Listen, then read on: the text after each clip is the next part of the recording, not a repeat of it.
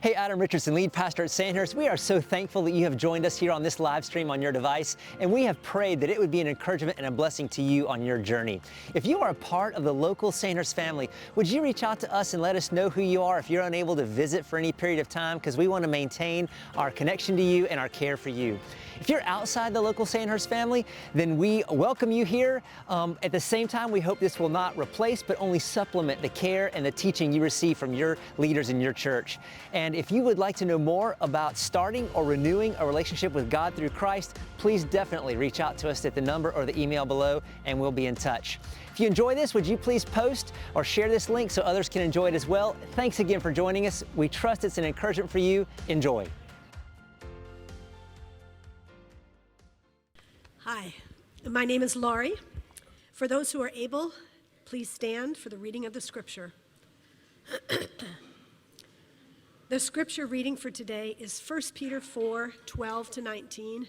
It's found in the church Bibles on page 589. Excuse me. Dear friends, do not be surprised at the painful trial you are suffering, as though something strange were happening to you, but rejoice that you participate in the sufferings of Christ, so that you may be overjoyed when his glory is revealed. If you are insulted because of the name of Christ, you are blessed, for the Spirit of glory and of God rests on you. If you suffer, it should not be as a murderer or thief or any other kind of criminal, or even as a meddler. However, if you suffer as a Christian, do not be ashamed, but praise God that you bear that name. For it is time for judgment to begin with the family of God. And if it begins with us, what will be the outcome for those who do not obey the gospel of God? And if it is hard for the righteous to be saved, what will become of the ungodly and the sinner? So then, those who suffer according to God's will should commit themselves to their faithful Creator and continue to do good. This is the word of the Lord. You may be seated. Good morning. My name is Will Rutt. I'm the youth minister here, and it is good to be with you guys every Sunday as we gather and remember God, celebrate redemption, and offer ourselves back to Him.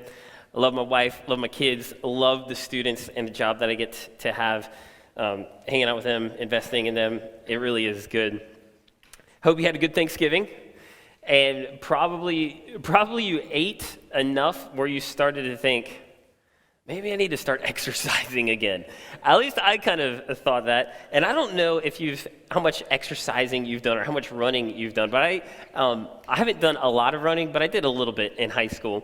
And I mean, not just like playing running, but like running, kind of like running, just to run.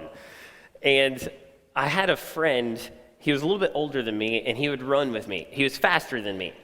And so we'd go on a run, and we'd go in my neighborhood, and we'd come around this final bend. It was like the last 200 yards of the run, maybe a little bit more. And as we'd come around that bend, he would start yelling at me. And I couldn't talk. I'm just like, and he'd say, William, don't let me beat you. Don't let me beat you. And he'd start getting further. Sorry about the volume there. He'd start getting ahead of me. Don't let me beat you. Don't let me beat you. And then he would beat me. But I loved how he would talk to me and start yelling at me, because you know what happened when he did? I'd run faster, and I would be dead at the end. But he would talk to me. And when I wanted to quit, what was he saying? Don't. In fact, don't just not quit. Keep going. Speed up. Give it all you got. 1 Peter. It's written by Peter, and he sees trouble coming. He sees the burn coming. And you know what he's doing? He's saying to the people of God, don't quit. Don't give up. Keep going. And it kind of occurred to me, when I was in college, I felt like I was around people who, anytime the Bible was being brought up, they could talk about things and then start going. It was like, oh yeah, 1 Peter talks about this, and 2 Peter, and 1 Thessalonians 4 talks about, and comfort one another with these words. And I was like, oh my gosh, when am I going to get to the point where I can know the Bible like that? And here's what I do know. I know that if there's a lot of places you could go in the New Testament that would talk about suffering, that would talk about the burn in life. One of them, and maybe the premier New Testament book that's going to address the burn of following Jesus in the burn, is 1 Peter. This is our book. And that's kind of hit me uniquely because we only have 2 more weeks in it. Next week and the week after. Next week, Paul's going to address elders, and then the week after that, he's going to address suffering again. But he's been addressing suffering, and I kind of had this moment like, have I heard what Peter has to say? Have I heard what God has to say to us through Peter so that when suffering really hits, when the burn hits, I can go, oh, I know what Peter says. And it's not just, come on, William, don't stop. There's something more than that. Do I know what he says? And I kind of had a sense of urgency to go, we only got 2 more weeks in this book about suffering? Man, I got to know. I don't want to get through the book and not have myself armed. 11 weeks in 5 chapters and not know what God has to say to us through suffering. So I have a sense of urgency about it personally. So I want to go through a little bit of what Peter has said so far, and the goal is not just to review so that we can kind of orient ourselves in the book, although that's fine too. I want to go through a little bit of what he said so that we can go, okay, yes, this is when life burns, when suffering hits, where do I go? Where do I turn? Where has Peter directed us? So here's what he said. He said, hey, suffering is coming, and I want to give you some hope-filled gospel truths. He picks up in chapter 1 about an inheritance that is imperishable, undefiled, unfading, and reserved in heaven for you. And then he talks about a salvation so glorious. Angels long to look into these things. And the preciousness, this is later, the preciousness of Jesus, the cornerstone. We sing that song a lot. Who has united living stones into one priesthood to proclaim the excellencies of him who died and rose again. So all this is Peter going, come on, church, you feel the burn? And here's where I want your mind to go in the burn. An inheritance that is imperishable, a future in heaven laid up for the saints. I want your mind to turn to the preciousness of Jesus. Oh, that's the third one. And to the glorious salvation, a salvation so glorious, angels long to look into it. This is where I want your mind to turn when life burns. And so he gives the church these hope-filled gospel truths, and then he's like, all right, that makes, if you've put your faith in Jesus, you're an alien. Not an isolated victim, a supernaturally distinct stranger. And here's what that's going to look like in the world, alien life in the world, in private and public, as a citizen, as a servant or like employee, and in the home. And then he goes and he talks a lot about alien life in suffering. And he said some key things that I want to keep in the forefront of my heart. Again, this isn't just review. This is me going, okay, what is Peter given that I want to hold to? He says this, chapter 3, verse 15. Sanctify Christ as Lord in your heart. Sanctify means set apart. Set apart Jesus as Lord, as Master in your heart. So when life burns, where am I turning? Who's my God? You are. Set apart Christ as Lord in your heart. And then in chapter 4, verse 1, this was 2 weeks ago, he says, arm yourselves with the attitude of Jesus, which was like a picture. Humble obedience no matter the cost. Bottom line, this is what Peter's saying. He's saying, be like Jesus, period. Be like Jesus. And then last week, he gives another little added part that's just so good. And he says, be like Jesus by the strength he supplies. So if you serve, do it according to the strength which he supplies. This is what Peter has told us so far. And this morning, we already read it. The thrust of what he's talking about, again, is suffering. And to help sort of us see what he's saying, and we're going to see some identity markers and some marching orders for suffering. And to help us, we're going to have this guy. And this was my original picture. And I'm going to go back and forth between pictures that I use just to hopefully help you in and sort of the journey that I went through and really trying to see, all right, Lord, through Peter, by your word and your spirit, help me get this. Okay, this is not a good posture of an alien, right? This is not a good posture of alien. Chapter 3, verse 20. Again, not just review, trying to remember what, just be able to call things to mind that I want to remember in suffering. Chapter 3, verse 20 says, wait, is it not chapter 3, verse 20? Oh, chapter 2, verse 21. Okay. For you have been called for this purpose. Since, what? Look at this posture.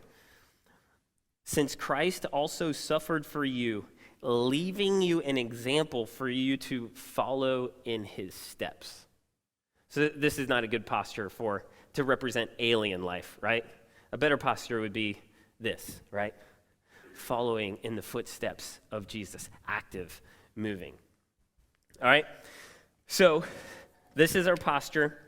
He's talking about suffering, and let's jump into the passage. He's going to give us identity markers and marching orders. Pick up with me in verse 12. What's the first word that you have as he's ushering us back into suffering? What's the first word?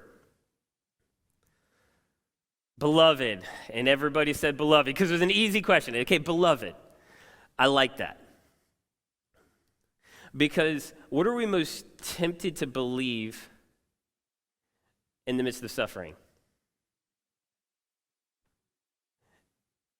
God doesn't, well, I think the way we think it is, God, if you really loved me, this wouldn't be happening, right?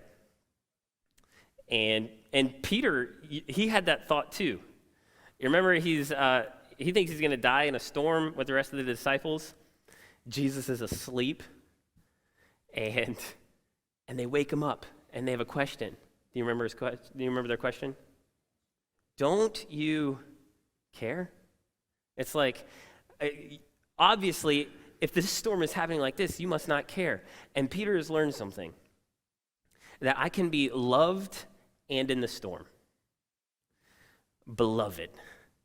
So suffering, some things I want to call to mind is, I said he's going to give us some identity markers and marching orders. Is this an identity marker or is it a marching order? The first word. It's an identity marker. Loved. So I don't have any tattoos, not opposed to it. In fact, if I had a really cool tattoo idea, I would take it. But here's one thing that I think Peter wants to tattoo on the church.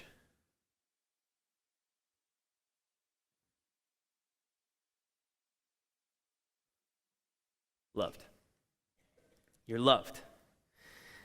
And God's love for you is not proved by the presence of warm, fuzzy feelings that you may have towards God. And it's not proved by the absence of pain. The love that God has for his people is demonstrated in this, that while we were yet sinners, Christ died. So maybe I can just draw a little cross on it. You're loved. Why does he love you? Because he does. Because it's in his nature. Well, that's kind of offensive. So I want to have given God reason. He loves you because he does. And there's nothing you could do to make him love you more. That's good news. It is impossible for God to not love that which bears his image. He loves you because he does. You're suffering. Peter's like, I don't want you to lose this. You are loved. Beloved, then he says, do not be surprised at the fiery ordeals among you, which come upon you for your testing. So he gives, having given an identity marker, he gives sort of a marching order, and he says, don't be surprised, okay? So here's the identity marker. You're loved. Don't be surprised. Ah! Don't be that. Don't be that. Have you ever seen the Snickers commercials? You're not you when you're hungry. You're not you when you're surprised. You're not. Quick story. When I was a junior in high school, my family went on vacation. I had to stay back because I had yards. And I distinctly remember I was at home alone. I locked all my doors. Responsible. I went to bed upstairs in my room at 3 a.m. an explosion goes off in my room. And then I heard somebody run down the stairs, and I was scared, literally scared stiff. I get up out of my bed, I turn on the lights, and I can barely breathe in my room because there's so much smoke. There's a bucket in the middle of my room with 3 rolls of those M80 firecrackers. You know what I'm talking about? And I literally thought somebody was in my house to kill me. That is exactly what I thought. And so I had a machete and a tomahawk. I'm like Patriot style in my room. I start walking down the stairs, and usually I'm really brave, but I'm walking down the stairs. This is 100% true. I'm walking down the stairs, shaky voice, literally thinking it's going down. I'm either going to kill somebody or get killed. And I'm walking down the stairs going, even though I walk through the valley of this, I'm quoting Psalm 23 as I walk down. Now, like I said, usually I'm brave. It ended up, the short story is, I didn't have a cell phone, got my home phone after I searched the house, called my dad. My older brother gave the key to our house to one of our friends to prank me. It was not funny, but you're not you when you're surprised. And Peter's like, do not be surprised. If you have this face at fiery ordeals, it's because you haven't been listening. Jesus said it's going to be hard. And Peter's like, don't be surprised when it's hard. Don't have this face. It's going to be hard. Don't be surprised at the fiery ordeals among you. And what do they do? Which come upon you for, what does he say? For your, what does he say? Come on. For your testing. Maybe you have different translations, so I'll just read it from mine. Beloved, do not be surprised at the fiery, actually, I think NIV says testing. Do not be surprised about the fiery ordeal among you, which comes upon you for your testing. Here's what testing does and how God uses it. There's at least 2 ways. James 1, if you just flip back 2 pages in my Bible, James chapter 1, verse 2 says, count it all joy, my brethren, when you encounter various trials, knowing that the testing of your faith produces endurance. Suffering is not God testing us to see, to find out something that he doesn't already know. That's not what testing is. The fiery trials are testing, and that they are exposing to purify. It is strengthening to stretch. So we said it 2 weeks ago. I want to say it again, what Peter's reminding us here. Suffering isn't punishment. It often feels like it. It purifies. It tests. And then if we also go back to 1 Peter chapter 1, he also says that the testing of our faith is to prove our faith genuine and to result in the praise and glory and honor of Jesus when he comes back. So there's 2 things that testing our faith does. And I'm just trying to learn from Peter now. We got 2 more weeks in this. What does the testing do? It purifies my faith, and it proves my faith genuine. So don't be surprised at the fiery ordeal among you. It's testing. It's purifying and proving my faith genuine. Then, in verse 12, let's keep going. Beloved, do not be surprised at the fiery ordeal among you, which comes upon you for your testing, as though some strange thing were happening to you. But, here's the next marching order. To the degree that you share the sufferings of Christ, what's the marching order? Rejoice, or keep on rejoicing, New American Standard says. So, if this is what my face is not supposed to be, what's the marching order? To keep rejoicing. You would be surprised at how many emojis I looked at to try to get a face that I thought kind of captured a true biblical joy. Here's what I don't think he's saying. I don't think he's saying that. And here's the difference. I'm not trying to impute too much theology into emojis, but to me, this is smile and act like everything's okay, sort of a superficial, just kind of smile, And what I like about this, I like that it's kind of an upward gazing. It's not a what word did I have in my head? It's like authentic, but superficial. Okay, it's not a superficial smile. It's a thoughtful joy. That's what it is. It's not this. Okay, maybe you had this moment Thanksgiving. This is hilarious to me. This is my family trying to take pictures of all the grandkids 2 days ago.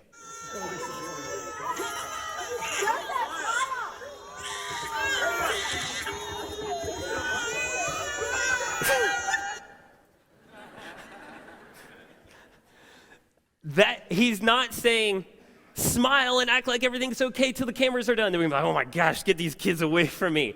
That's not what this is.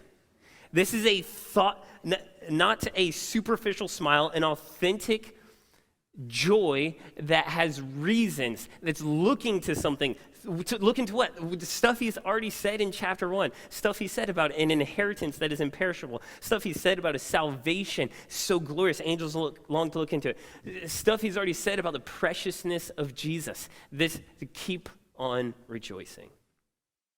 Keep on rejoicing.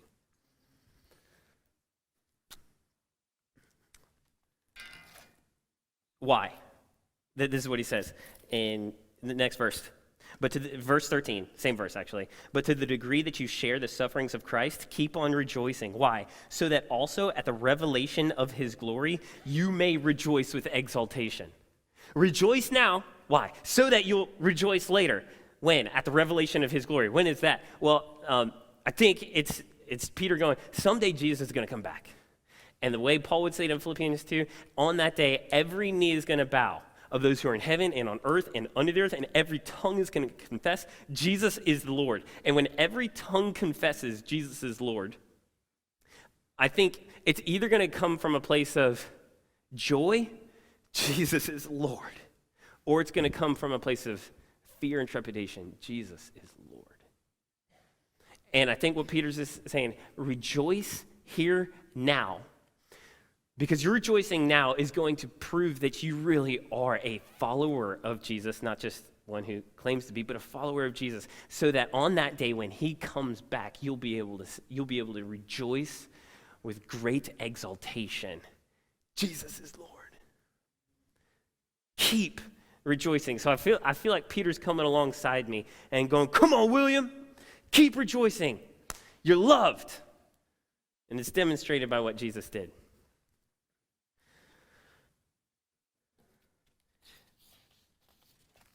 Verse 14. Is this an identity marker or is this a marching order? Look at verse 14. If you are reviled for the name of Christ, you are blessed because the Spirit of glory and of God rests on you. Is that a marching order or is that an identity marker? Identity marker. I've already told you, beloved. But I want you to know, not only are you loved, but you are, I'm going to give you another one. You are blessed. You're blessed.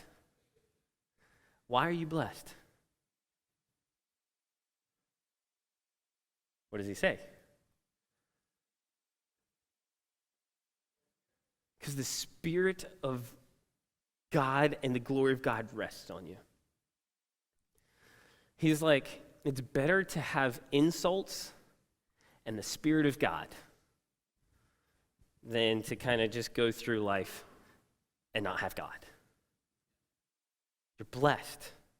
You're loved because of what Jesus did in his death. You're blessed because what he continues to do in his life. The Spirit of glory and of God rests on you. It is with you. He's in you. And I remember I always try to think, I wonder if Peter is stealing any of this stuff from Jesus. Does this make you think of anything? What he just said? Matthew 5:11. Jesus said, blessed are you. Blessed. Blessed are you when people insult you, persecute you, and falsely say all kinds of evil against you because of me. Rejoice and be glad, because great is your reward in heaven. It's like, Peter? You mean Peter's just stealing what he heard? Yes, he is. He's just passing it along. It's almost like discipleship. He's passing it along. You're blessed. A lot of us expressed thanksgiving this week, and that's good. And we expressed thanksgiving probably mostly for the things that were pleasant and good, and that's good. Peter was like, I've learned to look at scars and imprisonment and go, blessed and loved. Are we getting it? I want to get it. I want to get it.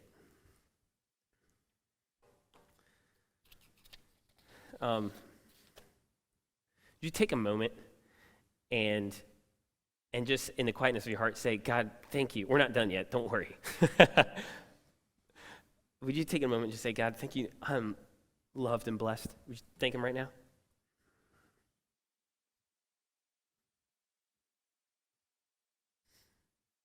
God, thank you that we are loved and blessed. All right, pick up with me in verse 15. He's going to give some marching orders. He's going to give another contrast of like, don't be like that, but do be like this. Verse 15. But make sure that none of you suffers as a murderer or thief or evildoer or troublesome meddler. So he's like, if you're suffering, make sure that you're not suffering because you deserve it. Like, if you murdered someone, okay, yeah, go suffer. Stolen, okay, but he also says troublesome meddler. A meddler is someone who sticks their nose into things that's not their business. And he's like, church, don't be like that. And so let's not be a church that sticks our nose in things that don't involve us and things that we don't intend to do something about. We just can stop griping about that. If it doesn't involve us, if I'm not planning to do anything about it in the right way, which often means not griping, basically always means not griping, then we just don't need to be meddling in that way. If you're suffering, don't deserve it. But also, don't be ashamed. Look at what he says. Verse 16. But if anyone suffers as a Christian, he's not to be ashamed, but is to glorify God in that name, in the name Christian. Don't be ashamed. Sometimes doing what's right, sometimes the optics aren't going to be good when you do what's right. And the optics matter in our culture, how it looks, how it's going to be perceived. And he's like, do not be ashamed to do what's right, even when the optics aren't good. Don't be ashamed to bear the name Christian and to do what's right. Don't be ashamed. Another marching order. So remember, you're loved. Don't be surprised. It's testing. Keep on rejoicing. Don't deserve it. Don't be ashamed. I didn't put up our other identity marker, blessed. And then this is, he's now going to ask two questions making the same point. And the question essentially is this: if judgment is real, who has it better? Like, all this suffering talk can make a Christian be like, man, well, this kind of seems like, he's like, if judgment is real, who has it better? Turn with me, or look at verse 17. For it is time for judgment to begin with the household of God. Pause there. The household of God, saints, believers, are they going to be judged by God? What does he say? For it is time for judgment to begin with the household of God. Are saints going to be judged? Yes, we will. Every single person is going to stand before God and be judged. Those who have put their faith in Jesus are going to be judged not for wrath, but for reward. And our life is going to be tested by fire, and that which we did to Jesus, by Jesus, for Jesus is going to remain, and that we will receive as a reward that we will probably then lay down back at the feet of Jesus. But we will be judged, not for wrath, but for reward. But the judgment of God is real. So he says, verse 17, for it is time for the judgment to begin with the household of God. And here's the question. If it begins with us first, what will be the outcome for those who do not obey the gospel of God? So who has it better? He's saying wrath is going to be the outcome. He asks the same question, same point, verse 18. And if it is with difficulty that the righteous is saved, what will become of the godless man and the sinner? In other words, so if judgment is real, who has it better? The one who suffered in this life and is judged for reward, or the one who kind of goes through life and is judged for wrath? So he says, who do not obey the gospel of God. What is obedience to the gospel? Obedience to the gospel is this: believing in Jesus. This is what he calls for. And true belief means acknowledging God is holy. I'm a sinner. Jesus died and rose again to save me, and so I repent and give my life to him. That's what true belief involves. Obedience to the gospel is believing. Believing what? God is holy. I'm a sinner. Jesus died and rose again to save me, so I repent and give my life to him. This is obedience. And what then God, in a gift of his mercy and grace, does out of love, blessing, to give us a gift of righteousness that belongs to him, that I can't acquire. It's a gift I received by faith. Judgment is real. This is what we need. So this is what he says to finish up. Therefore, those also who suffer according to, therefore meaning because judgment is real, okay? Because judgment is real, those also who suffer according to the will of God shall entrust their souls to a faithful creator in doing what is right. NAS says entrust their souls. NIV says commit their souls to. The word is laying down. It's actually a word that's used a lot in the New Testament to set a table with food. And so I was trying to think of what he's saying don't do in the context of Thanksgiving. If you were a host and you served somebody food, and you laid the food down like in front of them and then sat down beside them and started eating off their plate. No, when you lay it down and you leave it. That's the idea with this word. You commit it to them. Lay it, leave it. And Peter is saying, therefore, those who suffer according to the will of God shall lay their life and leave it before. And don't look. Did you catch what he says about God? He gives an adjective and a noun. Shall entrust their souls to an adjective noun. If you were writing, what would you write? Absolutely sovereign. Here's what he says. Shall entrust their souls to a faithful creator in doing what's right. To lay my life down and leave my life down before a faithful creator. So what's this guy looking at? A faithful creator. Or Peter's like, just remember who's God here. So here's the bottom line. Well, what's the bottom line? We just went through some versions. What's the bottom line? Trust God. Yeah, good. Lay my life down, leave it. It's good for me to go, okay, just read things. So what? One of the songs that we sing here that I think is just really good, it's called I Will Follow You. And it's like, when times are good, I'll follow you. When times are bad, I'll follow you. And then the chorus says, I believe everything that you say you are. I believe and I have seen your unchanging heart. So what is Peter said about who God is? Here's what he said from this passage, all right? Beloved,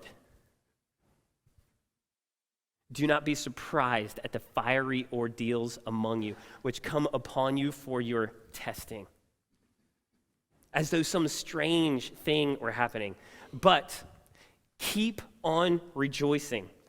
I wish I had, I do have it up there. Okay, keep on rejoicing. I just need to read it. Keep on, but to the degree that you share the sufferings of Jesus, keep on rejoicing, so that also at the revelation of his glory, you may rejoice with exultation. If you are reviled for the name of Christ, you are blessed, because the Spirit of glory and of God rests on you. He's my greatest blessing. Make sure that none of you suffers as a murderer or thief or evildoer or a troublesome meddler. But if anyone suffers as a Christian, He's not to be ashamed. Don't be ashamed of doing what's right because the optics are bad. But it's to glorify God in his name. I should have put glorious, but I skipped over that on accident. For it is time for judgment to begin with the household of God. And if it begins with us first, what will be the outcome of those who do not obey the gospel of God? The answer is wrath. And if it is with difficulty that the righteous is saved, what will become of the godless and the sinner? Therefore, those also who suffer according to the will of God shall entrust their souls to what? Faithful Creator, doing what's right. Bottom line, this is who God is. Bottom line, I cannot see who God is and then be an alien stuck. So if this is who God is, this is what he said, so I keep on rejoicing.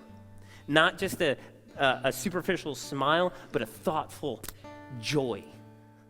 Keep on rejoicing and entrusting my soul to God and doing what is right. As one who is loved and blessed. Bottom line, this is who my God is. That's why we talk with students, come to an accurate, elevated view of who God is. Who is he? If that's who he is, here's what I do. Come on, William, keep on rejoicing. Keep on entrusting your soul. Lay it down, lock it down, leave it before God and doing what is right as one who's loved and blessed. Loved because I am, because that's who he is. There's a song about singing 10,000 reasons for my soul to bless God. Here's a few. And as we sing together, maybe we can call our soul to bless God for who he is and to say, God, would you help me get it? You got stuff for us to say. We only got 2 more weeks in 1 Peter. It's not like there's nothing else that we can get about suffering. I'm not trying to paint it like that. I'm just saying, we got 2 more weeks. Help me to get it. Bless the Lord. Pray with me. God,